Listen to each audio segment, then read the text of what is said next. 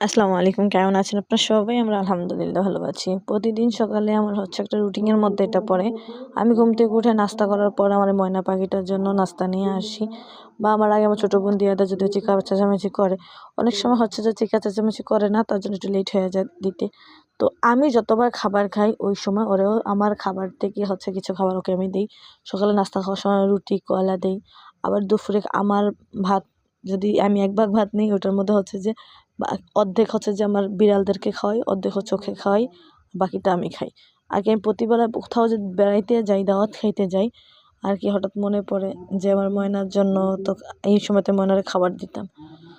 তো আলহামদুলিল্লাহ এই ময়নাটা হচ্ছে ২০১৯-এ যখন করোনার সময় আমি এটা কিনছিলাম। এই পর্যন্ত আল্লাহর রহমতে এটা বেঁচে আছে।